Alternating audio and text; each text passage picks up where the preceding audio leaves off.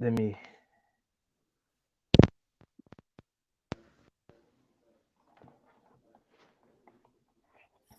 The Big Time is produced by the talented team it made. This episode is proudly brought to you in... No, wrong intro, guys. I've already stuck. My name is Claudine Ullman, actress, improviser, and all-round hustler, and you're listening to the Big Time podcast.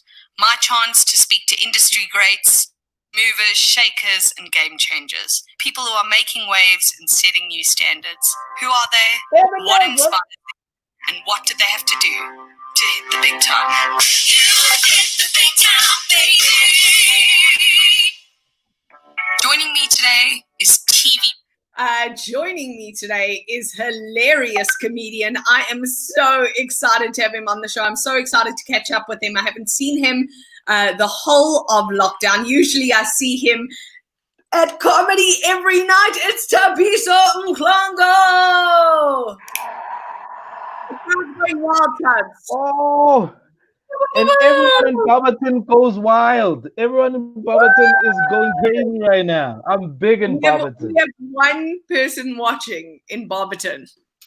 My grandmother. She's going wild right now. Exactly. Tabs, it is always so divine to see you. I have missed you so much. Please tell me, how are you? How have you been? How are you doing? Hey man, I don't know. How are we all doing, Claudine? I saw you were having a great time. You were having a great time. The last couple of weeks, I've been seeing all your posts. I'm like, Claudine's having a great time. I am. I'm living La Vida Loca, my friend. Exactly. Trying to comedianize or do comedy as much as possible to actually keep sane. That's been my game. That's been my game. What's been yours? Whew. In terms of trying to keep insane, I'm spending a lot of time gaming online.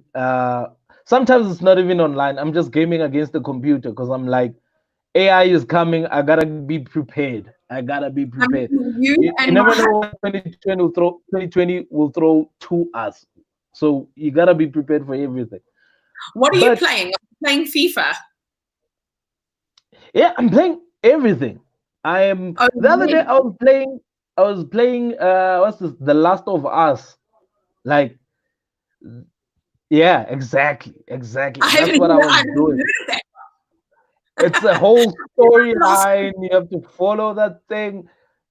It's just, I don't know. My life has become something else ever since lockdown happened. Well, we're doing what we can to try and keep up to it. Of course, there's still not a lot, but there's still a little bit of work out there, like voiceover work, like writing for other folks, writing for TV shows, writing for radio, writing for whatever. But the thing that used to keep me sane was always getting up on stage, talking to people, and I'm not doing that anymore.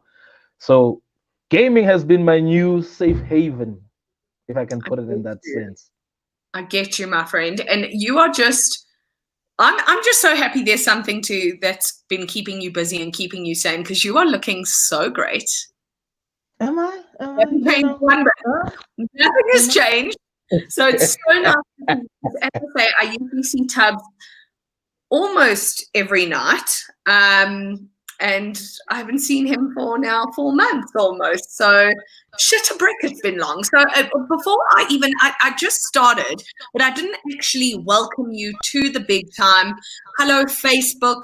Hello, YouTube. Hello, TikTok.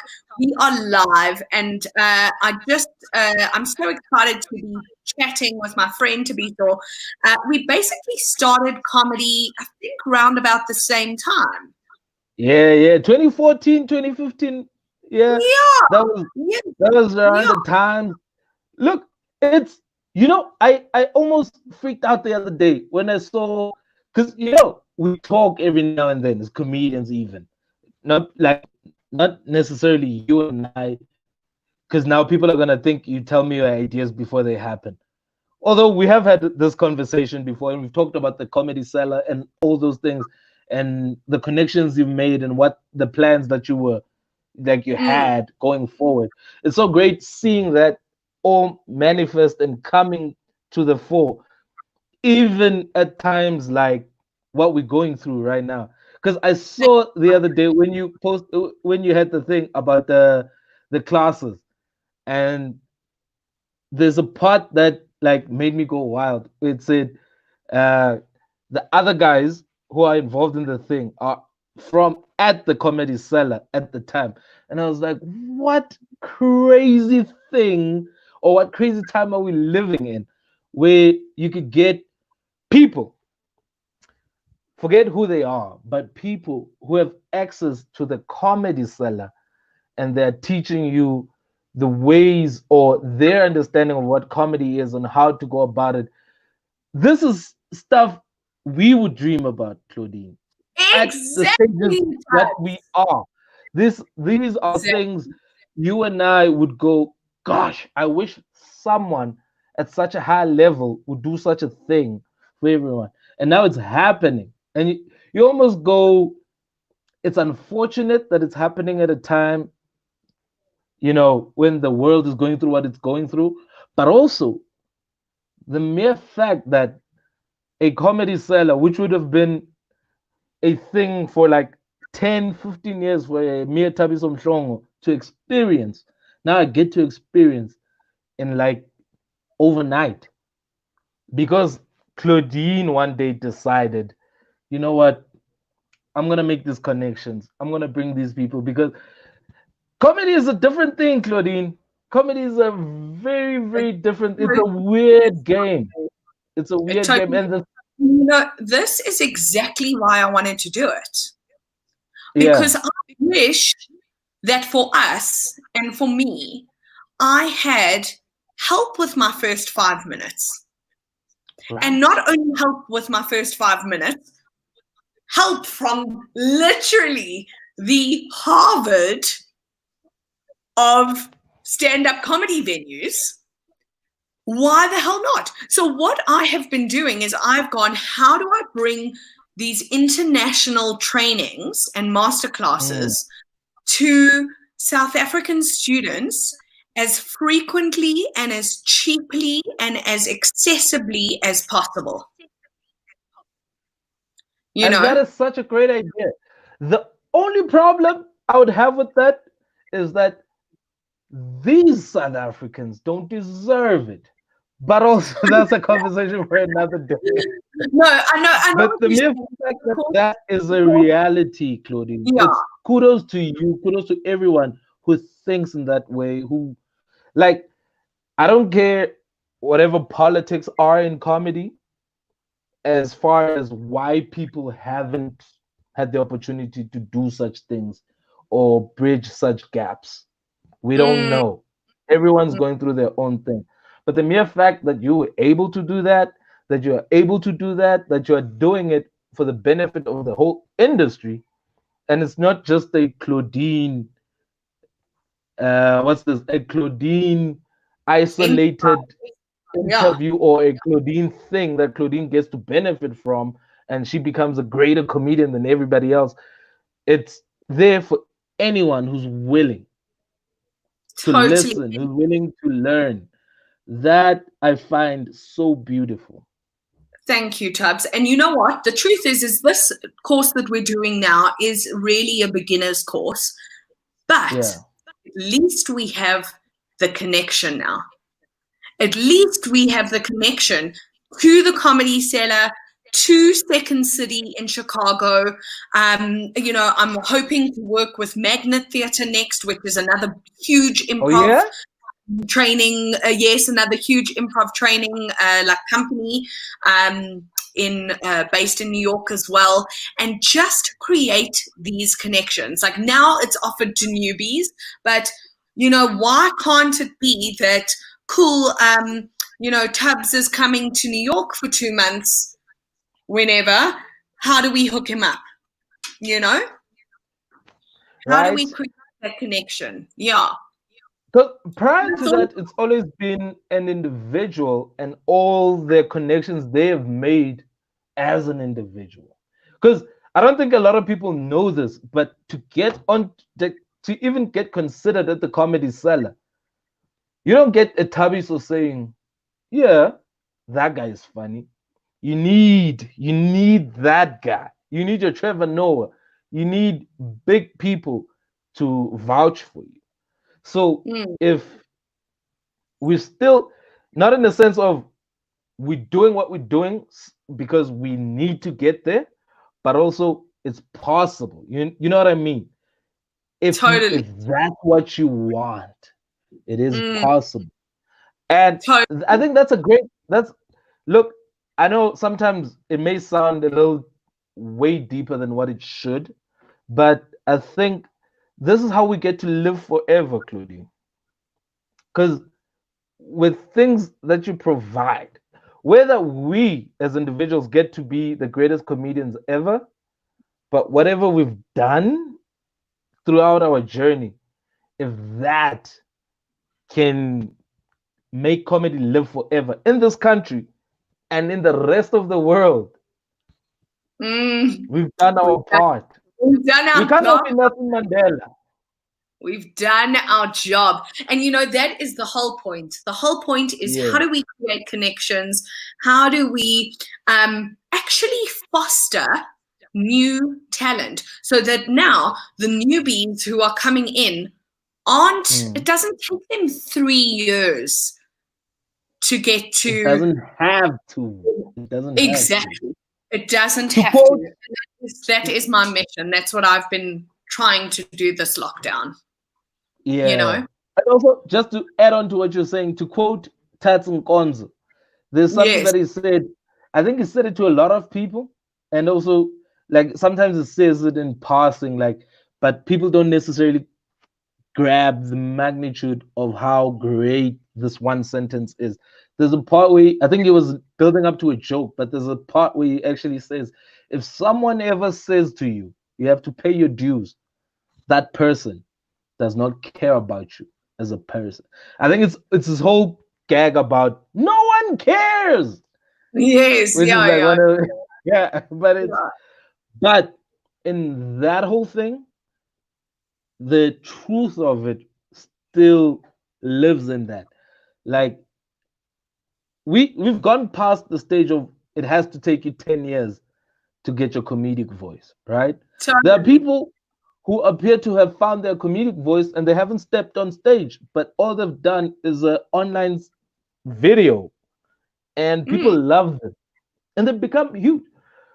Of course, as purists of comedy, we'll always go, yeah, but have you done the thing?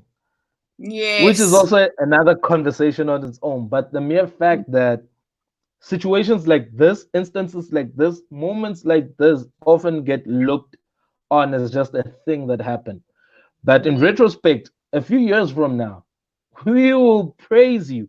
We will be glad that this connection happened. We will be, all of us are going to be benefiting from it years to come. Yes. So it's like, I don't know. I don't want to seem weird about it, but it's just that it's one of those things that make me go, oh, yes. A person who's not only thinking about themselves right now. I appreciate it so much, Tubbs. I really do. And you know what's so wonderful, like speaking about finding your voice and your journey. I mean, it took me, I would say the beginning of 2019, it took me 4 years of doing stand-up for me to go, here's my voice. This is the type of comedy I want to be doing. I feel like you found your voice pretty quickly. Like in your first year, didn't you? In your first year of doing comedy, you won Comics Choice Newcomer. Like, hello, there has to have been something there. Look, that may sound like a fact, but at best, it's a spurious fact. It's not as easy as it's what I'm saying. Like overnight, even Sorry, I'm just trying to get my power bank You into do the you. game because Plug in I've been running around the whole day. Now I need to actually charge my phone. My apologies. My apologies to any sponsor you do, friend. who might have wanted to sponsor this guy, but You now do. I'm You miffed do at the you, fact friend. that he's Plug it all in. moving around. But Plug it here's all the in. thing, Claudine. I I don't necessarily think I found my voice that early in the game. I don't even think I have found my voice right now. Because That's interesting. in my head, there are things that I say and I hope that they come out a certain way. Some don't come out that way. It might be because of my performance, it might be because of my presence on stage, it might even be because of who I am as a person, right? But I don't think I'm there yet. I would say I definitely have a voice in terms of South African comedy. That much I can be like, okay, yeah, I get that. But as far as this is Thabiso Mhlongo and this is his voice, or this is the type of comedy that's gonna propel him to the next level, I don't even think I've scratched the surface yet. Hopefully for me, that is the case, because it would be like terrible to think I'm still gonna get better and I've already reached the ceiling. That would be painful. That Yeah. would hurt. But yeah, look, But you know, I don't know. I don't. I'm not even talking about a ceiling. What I'm Yeah. talking about, and the reason why I can relate to it so much is for me, it was like a switch, Tubbs. It literally went off in my brain, and it was like, oh, this is what stand up is supposed to feel like. I had never experienced that, and it took me 4 years to go, oh, now I'm really in love with the thing. Dude, Now it's incredible. Sorry to cut you off, but it's incredible, especially from I don't know, a spectator point of view, even knowing everything I know about comedy. Like, I'll give you an example about just quick, which is something I don't really like doing, but comparing comedians. I'm not comparing comedians, I'm just comparing instances here. You and Ebenezer, right? Yeah. Like, I'll talk to Ebenezer on a personal level, and he'll tell me things, like sometimes jokes even. In my head, I'm like, I really don't see this working. But there's a part of me that sees him making it work. So sometimes it's not even about I know what funny is and I know where it should go. But it's like, yo, you've got something that even no matter what you think or about the next person, like even if you think Thabiso is incredible as a comedian, but there are things that Thabiso does that probably won't make sense to Claudine as a person or Claudine as a comedian. But once I get in front of the audience, it works. And you're like, oh, well, there's that, right? I've had conversations with, that's why I'm making the example, because I've had conversations with Abe. Well, in my head, I've gone, this is a terrible joke. But I've seen him do it on stage and I've gone, holy crap. It works out to who he is, what the audience is expecting, which is, I imagine, what would be the same if you were to tell me a joke beforehand. I'd probably go, what are you talking about, Claudine? In character? Yeah, You do jokes, right? And they work. Why are you doing characters now? But when Claudine does characters and I watch the audience, I'm like, well, there's that. There's that. My thinking, my level of comedic intelligence wasn't in that wavelength. You know what I mean? I do comedy. I prefer my comedy a certain way. I prefer to deliver my comedy in a certain manner. Like, for instance, you'll never see me go overboard in terms of my actions, but I'll have a few movements every now and then. But then if you meet a person who's all about movement, for you to go, that's not the thing, would be very distant. But if you watch them do it with the audience, there's no denying it. I think that's the beauty of it. That's like sometimes Yeah. where a lot of people ask for advice, and you're like, deep inside, I want to say, let me rather not be the person to give you input on anything because I'll send you in a different direction. But That other is so. people will immediately think, oh, why doesn't this guy want to? Why does you know what I mean? It's always Yeah. those things where you go, as soon as I add, because my life, my perspective, my understanding of a lot of things are very different. You know what I mean? Even as a person, even as a comedian, very different. So sometimes it's just, yo, I think I'm adding sugar to your thing, but what if this meal isn't supposed to be sweet at all? What Oh if my gosh. this meal I'm is supposed to be salt?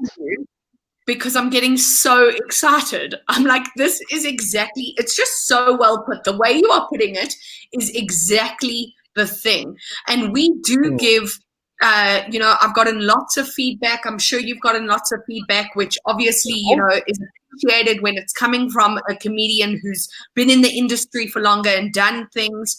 But if they do not understand your style of comedy, don't take that feedback. That was the biggest lesson for me, is not to listen to everyone. That's the thing. I think, if I'm not mistaken, in the beginning, there were two comedians who kept like talking about such things most of the time. I think one was Loiso Matenga, sorry, and the other was this is terrible because he's one of my favorite dudes in the game, but I'm forgetting his name. Vic, man. Huge fan, but who the hell is he? You know what this is? It's one of those moments. Yo, I always remember his name. Vittorio Leonardi. Jeez. I'm sorry, Vittorio. I know. Is it Vittorio? Look, I love Vittorio. Yeah, but I think it was my first performance ever at Parker's, and it was part of the Grab of the Mic competition. So his words were, I'll start with Loiso Matenga, because he told me this at Poppy's. He was like, yo, a lot of people are going to come to you and say this and that. Your job right now is to realize what's the real advice and what's the bullshit advice. And you do with that what you see fit. But what Vittorio told me the first time, which stuck to me every single time I step on stage, those words keep playing. Those words keep playing in my head. And he said, yo, just remember, one bad gig. Oh, don't let one bad, I might be paraphrasing, but don't let one bad gig go to your heart. Don't let one good gig go to your head. And I was like, wow, I mean. But of course, not everyone has access to these people, right? Not everyone gets to talk to Claudine every day, because you are like an improv guru. You even hold classes for that. But not everyone, if Jabulani is starting comedy, they don't even know who Claudine is. And if they're an improv person, they have no understanding that what they're trying to do should align like this. You know what I mean? So it's one of those where you go, I wonder how many people needed to hear this and never got to hear it. We're lucky, because after gigs, we chill with Tats, we chill with Robbie, we chill with Loisoko. These people will tell you things that other guys will never get to hear in the game. And those things, today, even today, some people still wonder, Thabiso, how are you still in the game? How are you surviving? And because I never went home that one night. That's how I'm surviving. That one night, I never went home. I got something that kept me going until today. I mean, that's power. That's power. And you know what? I think that's honestly why, if I look at, I have really been so fortunate. I've gotten to perform in London and I've gotten to perform in New York.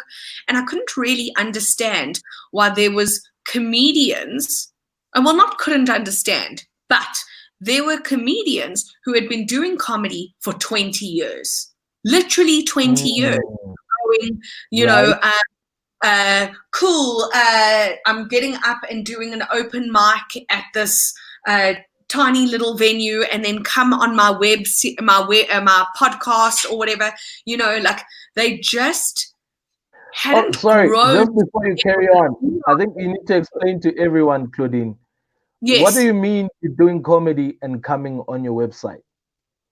Oh, okay. So basically what I'm saying is they were still very, you know, we get to experience that within the first few years of comedy. We do open spots, and we, you know, we maybe have our own stuff like podcasts and things like that. Yeah. And then you get to a certain level where now your podcast is sponsored, or you're performing on Comedy Central, or you're doing something that just seems a lot bigger in terms of like reach of people. And what I found is that we are able to, like, I've already been on TV, you've already been on TV, you've won awards, you know, you've gotten to tour the country, you've done amazing stuff that these New York-based comedians have been doing comedy for 20 years and they haven't done. And I think the reason is we get to perform with the big dudes. And dudes as in women. Well, obviously, the Celestes of the world, the Nina of the world, the Toomey of the world. You know, we're getting that. We're getting to be on a lineup with the best. The game, the best. The best. Also, I think what adds to it, right, is as much as they're one of the best in the country, we forget that they also automatically become somehow, but they become one of the best in the world. Like, backtrack 8 years ago, there was a lineup somewhere that probably featured Trevor Noah. Somewhere, in some random place in South Africa, there was a lineup that featured Trevor Noah, whatever the case may be. Look at Trevor Noah now. He's not A-list. He's A+. He is the guy A-list celebrities want to hang out with. And this was a person who was doing Jacob Zuma jokes in Soweto, in whatnot. Not to say, like, it's very difficult. Soccer is not like, comedy is not like soccer. Sorry. But it's not.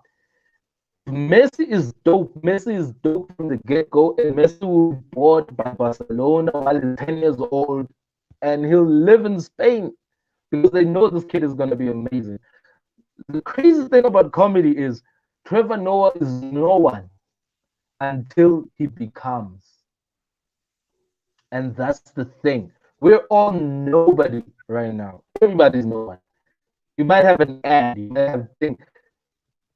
It's always, it's that guy from this ad. It's that guy. Only a select few are those people. But the dope thing about it is, in South Africa, if you become that guy, you're not that guy in South Africa. I shit you not. Sorry for my French. I don't know if I'm allowed to say these words. But Spumba is huge in this country. Trust me, there are comedians all over the world going, that South African dude.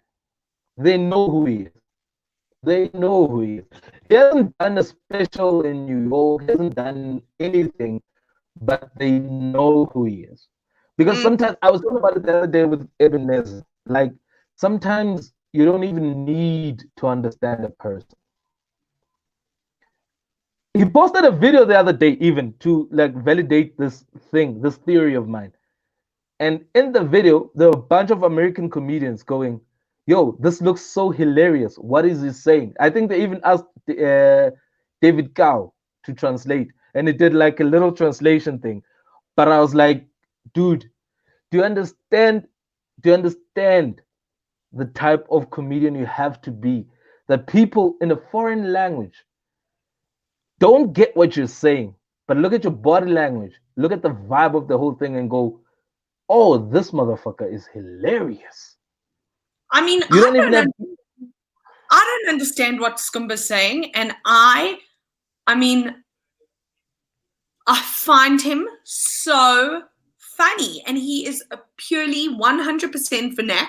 I haven't heard him do any comedy in English, and I don't know what it is.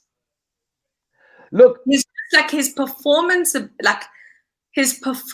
of his jokes is just hilarious. And the room, I've never heard, like, when you get laughed at as a comedian, you're like, oh yay, this is my currency, this feels great. This type of, I mean, the room is heaving. People are like moving. They like, it's a different energy. I'll tell you, Claudine, do yourself a favor. Just try and understand, or try figure out the language as much as possible. Try and educate yourself as much as possible. Yo, I guarantee you, your level of respect, no matter how high it is for him or other comedians who go in that, those guys have a certain level of intelligence that will make you watch other comedians worldwide where everyone goes, "Oh my goodness, he did this," and you go, "Yeah, but I've seen that before." It's just unfortunate that it's in a language not a lot of people can understand, but the mechanics of it, these guys, I say these guys because in terms of urban comedy, vernac is not necessarily urban, but which is weird because in this country, the most popular, you know what I mean? Yeah. If we were in America, they would be speaking English, we would be Spanish. Exactly. Like, the truth is vernac is the majority. Yeah. But like when Scoop does a show, Mashabela does a show, they have thousands of people coming. And the fact that we don't, I mean, for me, I would absolutely love to understand. I would love to learn the language. I feel like there is so much to learn from the Skumbas, from the Mashabelas, just like different level. Also, I might be a little bit wrong in saying just learn the language, because I think most of it in the comedy is culturally based. Most of it is experiences, not necessarily them mastering the Zulu language or the Pedi language or to a point where only people, like, to put it into context, they're not there speaking in Shakespearean English. Yes. They're probably there speaking in the most basic form of English. But their storytelling ability, the way they execute that thing, it's meticulous. I think I've seen South African comedians create comedic techniques that don't exist in the world. And then I've watched specials. Yeah, but that's what it is. Of course, unfortunately, the rest of the world cannot immediately pick it up because they don't know what's happening. You know what I mean?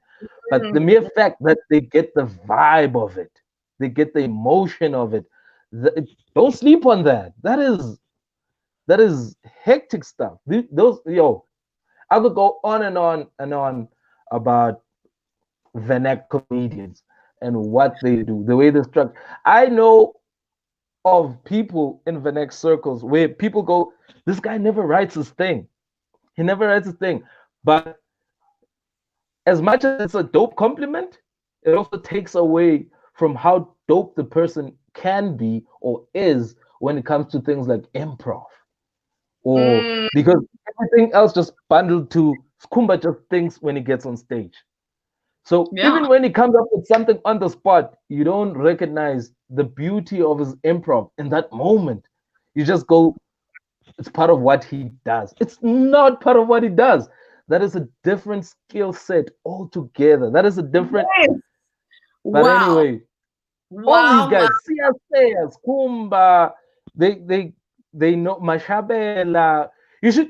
I think you even know about Pele Pele. You know about J Boogie. You know about. There's too many to mention, but all of them, these guys are incredible when it comes to the mentality and the mechanics of what stand up is. Unfortunately, unless we put it in English, it's not something you can teach to the next person, right? Because English has simplified everything. You know what a build up is. You know what a misdirection is. You know the setup, you know a punchline, you know that comedic pause, right? The only thing I could pinpoint with Venet comedians is they won't have the word for it. They'll just say, "You're done." After that, but that's the person describing a pause. You know what I mean? It's Yes, just because, yeah. So it's one of those where I once saw Tyson. I'm sorry, I'm going all over the place, but I once saw Tyson do that and demonstrate that in English, which was incredible for me. He had a joke, he built it up, and he was in a call center, and this person called in. They were angry, but the rest of the conversation was in a language no one else could understand. But the laugh, this wasn't even in Kitcheners, but the laughter there, not that everyone understood the language, but the emotion of it, his frustration. Even when he gets frustrated in a foreign language, you could see it, you could feel it. When he goes, "Oh, you're like, he's probably going, he's asking more questions because this guy's frustrated. He's trying to figure out this whole thing. But it's the beauty of it, where you go, it's the emotion. I think, the emotion, the character, everything comes into play. But I think to a certain level or to a certain extent, most of the local guys don't get that. Simpure Shembe. Watch that guy on stage. I've never seen anyone be so, which is a weird thing because Venak, the more words you use, the better. The more you cover this thing up, this punchline in randomness, the better. But I've seen, I think the most economical comedian I've ever seen with their words, Simpuri Shembe, and he does that in Venak. I mean, it's just crazy. It's so crazy what we are exposed to, it's incredible. And I kind of feel like disadvantaged in a way. I mean, I don't want that to come across. I mean, obviously I'm a white woman and but you are. Trust me, you are. But I am so disadvantaged in terms of that. Yeah, you are. Because have you ever watched a comedian and go, "Oh, I wonder who is taking this idea," and they go to a random place and you're like, "Well, that's not it." Then you go, why couldn't he go there? And then sometimes you try it and it kills, and people are like, "Yo, how did you come up with that?" And you're like, "What? You guys didn't see the other guy pandering about around this gold mine and then move away." No one saw it. But I guarantee you, with Venet comedians, you probably get that feeling with every joke they tell. Also, I guess because I'm a black man, it also relates and it hits way more than anyone else because that's the kind of life I grew up living. That's the kind of life I'm accustomed to. These are the kind of thoughts I know everyone else is thinking. And then when I'm thinking it, I'm just dismissing it and going, no one's thinking that. But then when they do it, there's a joke. The first joke I've ever seen from Skumba Shop, incredible, was about, basically, just to paint it out for you, it's a wife coming home not happy with a husband and his achievements, which is something I saw every day. A lot of black men were not where they should have been in life, and everything they did was very, like, oh, whatever, however great it was, It was like, oh, that's all you did? You just went to jail for 27 years, Nelson? Is that what you've been doing with your life? It's always been that, right? But there's a joke Kumba told about the fridge and getting horny, basically. But the way he delivers it and the woman's frustration in that joke ridicules one of the most natural feelings you can ever have as a man. Understand, sometimes you wake up as a guy and your penis is up. But in this joke, he ended up being a boner because the wife was so frustrated that the fridge was empty. So basically, she came home and she was like, yo, so you're just horny every day. That's what you do. The fridge is empty and you're horny. And, you know, like in the context of reality, you go, well, what was it supposed to do? It's not like you decide, oh, the fridge is full. I'm going to be horny. But the way he painted it and the way he revealed it, no one saw it coming up until the wife said, oh, okay. So you're just here, horny. And when she walked in the door, he was saying real things that any woman who walked in the door would expect to hear. But the creativeness and the intelligence of, that, which goes deeper than what the joke probably actually is about. But it's like, do you understand that you're dismissing a thing? Not that this person is entitled to, as soon as you walk in, hey, I'm horny or whatever. But they don't do it and it sticks out. They do it, it still sticks out. But even when they don't do it, it's still at a negative for them. You know what I mean? It's like, oh, so this is mastery. What have you been doing with your day? What have you? But those things, those kind of jokes, give birth. If I can put it like that, they open in your head where you go, holy crap! Everything that I thought was natural, I can question. Because that is a question. He's just taken the form of a frustrated housewife. But don't get it twisted. That is still Skumba Shope asking those things. That is still, which is why I guess a lot of people will have problems about characters that go beyond a certain line of, reason. Like, for instance, just to give an example, if I, Thabiso Mhlongo, was to dress up as a woman and decided to tackle women issues, people might look at it and go, women speaking on our behalf. Just a few days ago, there was a what's this Tracy Zilla trending, right? On Twitter. And everyone is going crazy. Oh, this white woman is wilding, but she's telling black truth as it is. Only to find a few days later, it wasn't a white woman. It was a black dude parading as a white woman. But most of these issues are issues that black people have been talking about, and people never paid attention to them. But because it was a white woman saying it in a perspective of, well, we know you blacks are not going to do anything, therefore. So now it brought more attention. So it's one of those things where you go, yo, if I were to dress up as a woman and tackle women issues, a lot of people will go, a woman speaking on behalf of other women, right? But don't forget the fact that it's still a man speaking on behalf of whatever issue this is. So those things. Properly, I guess, in that sense, what Kumba got right in that particular joke, that was still Skumba. He was wearing the same clothes as he was wearing on the show. Before that, he told probably man jokes. He probably told whatever kind of jokes.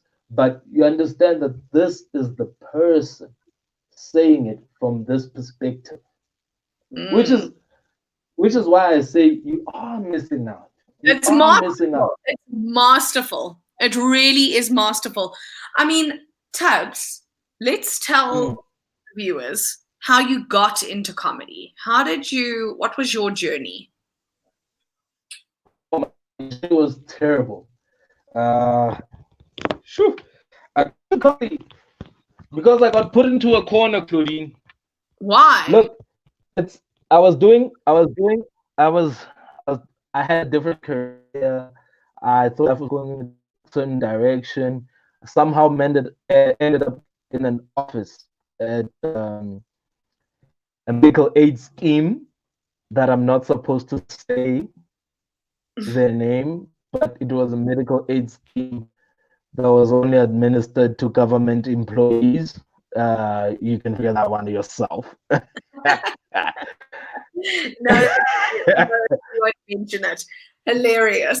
Okay, and you were But hating yeah, it. I was hating every. You know what it is? I was working for this. See, I was an inbound call center agent. So what that means is I cannot make out. I will not call you to say, "Do you want to purchase this?" But what that does, it means that everyone who's calling in is not having a great day. Every single person calling in is not having a great day. And I had to have like a minimum of 150 phone calls a day. So I had to take a minimum of 150 phone calls a day of people just complaining, which is the craziest part because this was a government employees medical aid scheme, but I won't mention the name. But it was a government employee medical aid scheme, and people would call in complaining, and their complaints would have things like, "Oh, I can't believe the government is so useless." And in my head, I'm like, do you know that this thing is for government employees only? Yeah, yeah. So who are you complaining to essentially? Who's the problem, man? But yeah, this isn't a every helpline. day, This isn't a helpline, guys. yeah, That's too much, Babs. it wasn't a helpline. But that whole situation, and then around that time, my girlfriend got pregnant, and then she was like, "Yo, what plan do you have?" And I was like, "I'm gonna quit my job. That's the only plan I have." Because by then, the want, the craving, the love for it, it was just too much. Everything was happening in my life where I'd leave work, walk around town because I'm not in a hurry to get home, but walk around Bram, just looking at everything, and everything pointed in that direction. Every day at work, I was watching videos of stand up. I was watching that's the Comedy Wednesdays back when it was at like Pop Pops was hosting, and it was still like a shaky camera. It wasn't on TV. It was just people recording it for it.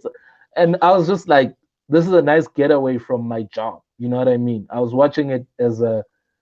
I'm not trying to think about my daily life. I'm just trying to entertain myself. And then randomly one day, which is a couple of days just before my girlfriend told me she was pregnant, but I bumped into Loiso Kola, which was one of the most insanest things because we bumped into each other in Bram. And I was like, why is he walking? You know, why is it possible to touch this guy? And I spoke to him. I think it was in a hurry because Kola is one of those people who go, no, okay, sure, cool, cool. He'll be friendly for a specific time period. But if he's gotta go, he's gotta go. And then as he left, I was like, yo, man, how do I become like this? How do I do this like you do? And he said, yo, man, go to Kitchener's. I think he said it in passing. But like, you know, one of those where I'm trying to leave. But go to Kitchener's, just tell them I sent you there and you want to perform. So I went to Kitchener's, I got there. I remember Mojak was even like, what? He said, you wanna, what? I'm sure Kola sent you. Yeah, yeah. He said, okay, well, it's $30 to watch the show. If you want to perform, you need to put in a request. Then after a while, and I watched the show, and I kid you not, Trudy, I was done. I was done with every. I remember everyone I saw that night. I remember, and I was like, even the bad ones. I was like, you know what? I'd rather be that guy dying on stage than dying in that office while talking to people who don't even understand what their medical aid is about. So I did that. Lucky for me, I died terribly, a terrible death, but I it worked think out somehow. it's working out. Totally worked out. And I think it is so amazing and so incredibly brave that you were like, this thing is so uncertain. There's no certainty here. This is like the first comedy show I've been to, but this is it. And I'm going to take this massive risk. And because you took such a massive risk, you got such a massive, you've gotten such massive returns. You know, you've gotten such massive. No, you totally have. Actually, I want to talk about this. I want to talk about like your successes and what you've managed to achieve in 5 years of doing comedy. I mean, as I say, you've won 2 Comics Choice Awards. You have, you've traveled the country. You've been on TV.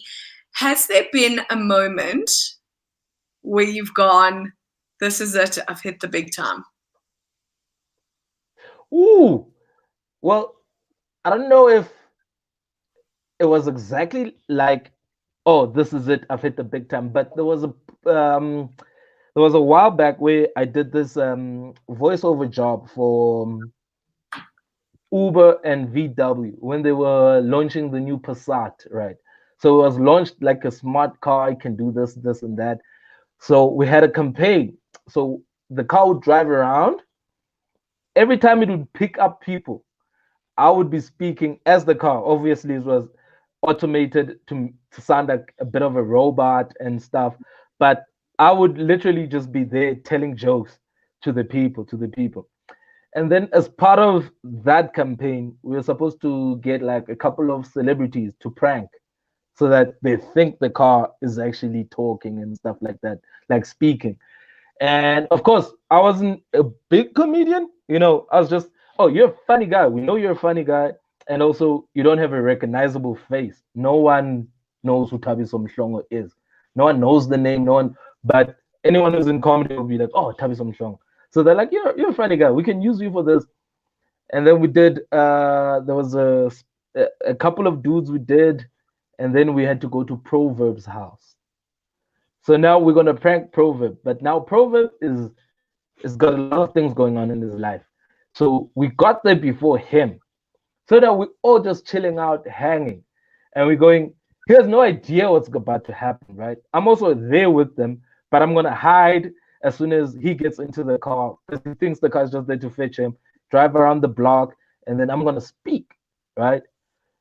Claudine. I was both embarrassed and both impressed, because everyone was like, yeah, he's going to be so, he's going to be so confused. It's going to be hilarious. He won't know what hit him. Does he not pull up? The first thing he says is like, Thabiso, I was just watching you on Comedy Central last night. I'm like, what the hell? Proverb. The whole thing is ruined.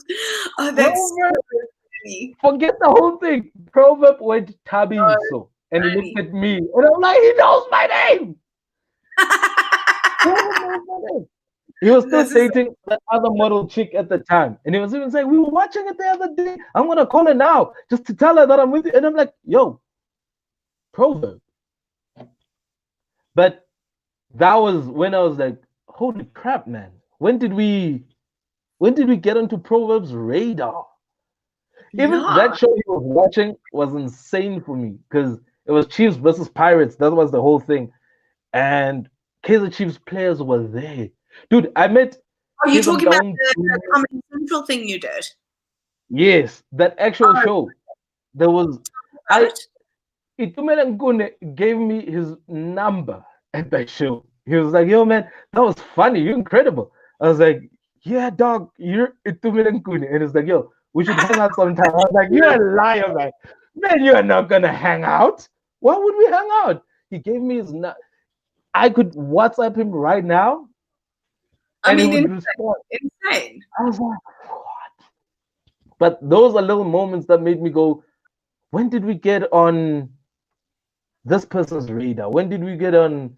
There were a lot. There was somewhere I did corporate gigs and made fun of like cabinet members without the knowledge that they were in the room. And then afterwards, the organizer, the person who was responsible for my taking care of, would be like, "Yo, someone wants to talk to you," and I'm thinking, "Oh, I guess it's one of the sponsors. I did something wrong." And there I walk in, and there's a Trevor Manuel standing there going, "You know why I loved your jokes?" And I'm like, "Whoa, not you!"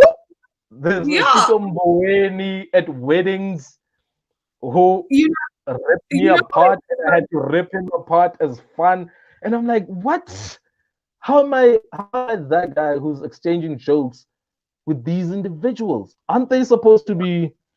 But yeah, there's been a number of them who have gone like, surely after this, surely I'm getting a TV show. Yes. And of course, that's not how TV show works.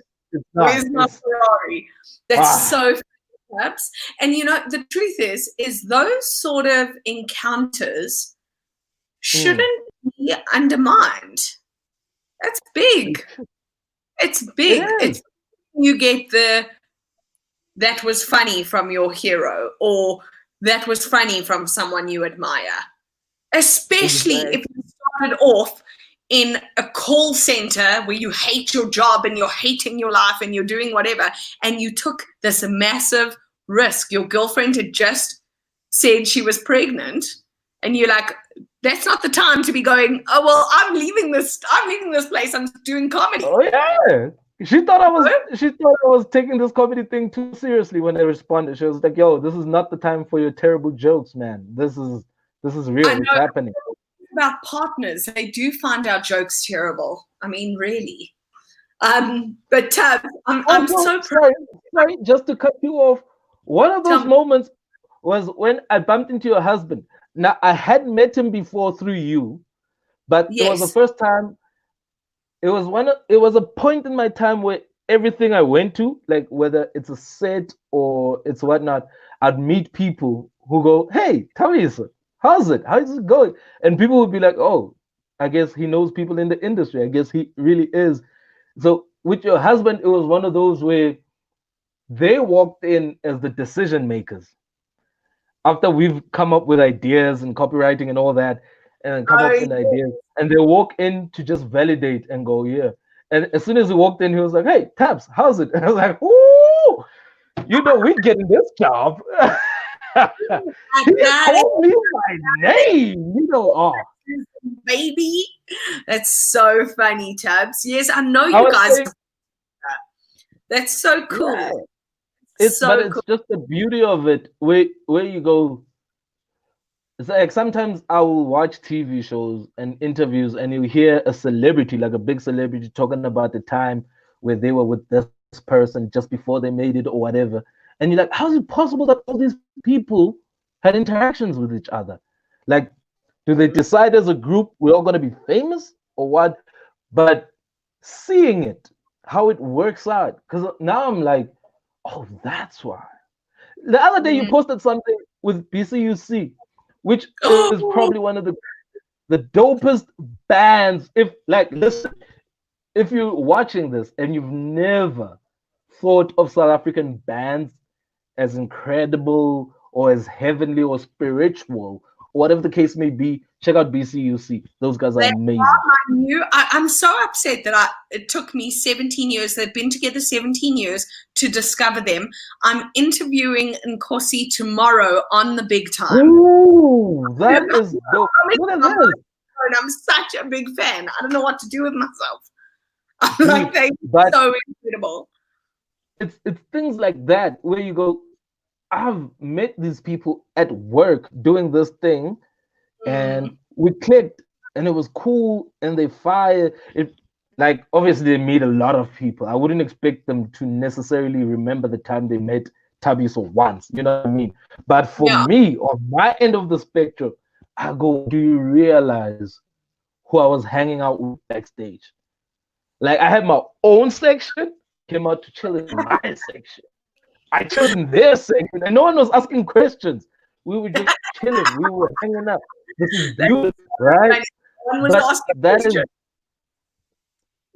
that is just one of those where you go, how am I in the same mix? Because you watch all these people, you go, these people are heavenly. These people do great things. So even with comedians, sometimes I ask myself, how am I still on the same table discussing and sharing drinks with these guys? They have jokes that only me and them know. And I'm like, how is this possible? You're Yeah. like the Pinch yourself. thing in the game. No, it's incredible. It's so incredible, Tubbs. And you really have, even though your career has been short, you've achieved so much in 4 years, in 5 years. And what I want to know from you is I want to know, you've achieved so much already. Yeah. What is your big time still to come? Like, what is your big time for your future? I don't know. I think my big time would have to be my one man. That would, I could write a show tomorrow that ends up on Netflix, or of course those are milestones, right? In our game, in our generation. But Claudine, you've been on Netflix. Thabiso's on Netflix. We've like there's a I could post something on Netflix. I could see my name, or I could see my face, which is dope. But I'm like, once Thabiso is on a stage, whatever platform it is, but if I can reach the world and I'm doing what I love the most, which is being on stage and talking my crap, that would be the ultimate. Either that or marrying this other lady that I'm afraid of, that I'm terrified of. That would be the big time for me. Either, I don't know. That's hilarious. Well, Tubbs, I want you to know that I am holding both those visions for you, the marriage and Netflix. I'm holding both of them and your one-man show. Let go of the marriage. Focus on the one man. Let go of the marriage. You're wasting hands.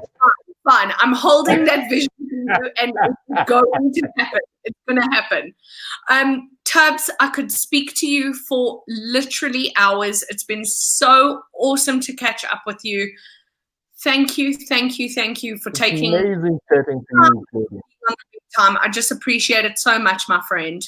Thank you. I appreciate you for having me, Claudine, and also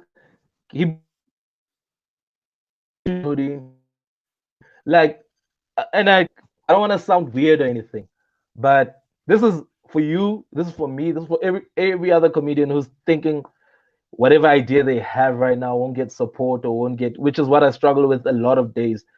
But the mere fact that you did it and what it's gonna do, not when you do it, not right now, but going forward, this is not a small time play. Trust me. You literally opened doors that would have taken years to even get close to knock.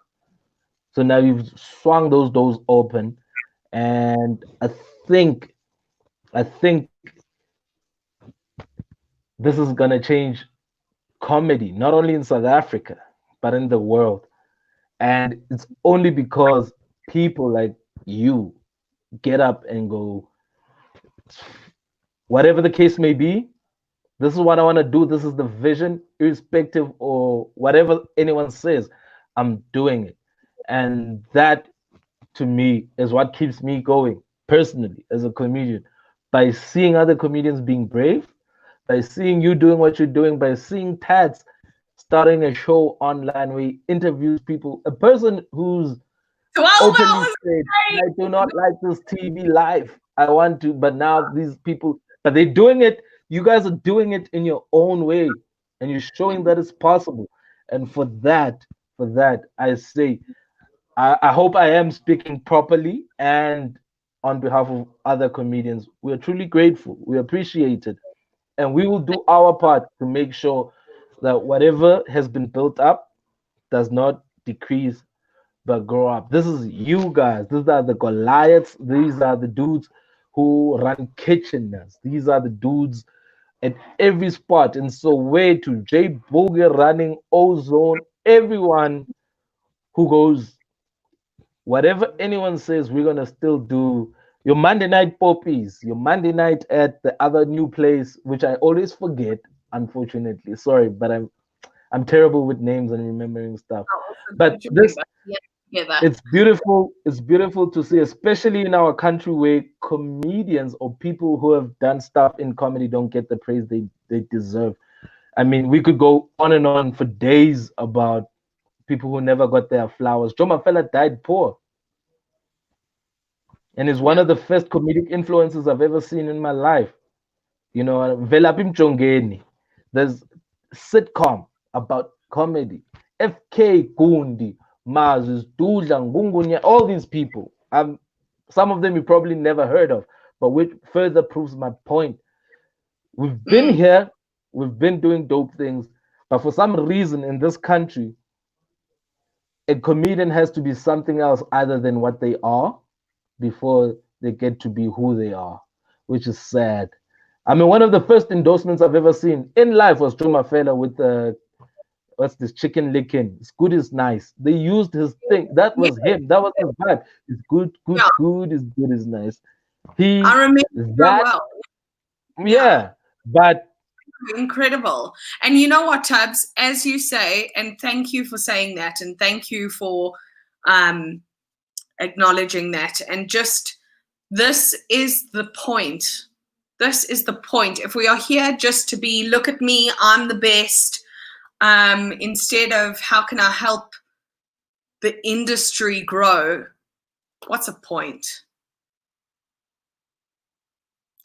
Tubbs, I've lost you. But we have reached the end. Thank you, ladies and gentlemen. Thabiso Mhlongo. It was so incredible to spend an hour with him. I haven't spoken to him, as I say, in 3-4 months. Please follow him on all social media platforms. If you are enjoying the content that I'm putting out, if you are enjoying the big time, please subscribe to our channel at Claudine Comedy, either on Facebook or on YouTube. I am so excited for tomorrow's episode of the big time. I'm going to be talking to Nkosi from BCUC, which is my new favorite band, and I can't believe it's taken me 17 years to discover them. That's how long they've been together. So I'm going to keep the episodes coming. Thank you so much to the people who have been giving me suggestions on who they would like me to interview. Keep those coming. Excuse me, keep those coming, and I'll keep interviewing the celebrities for you. Until tomorrow, thank you for watching the big time, guys. Hit that subscribe button. Bye.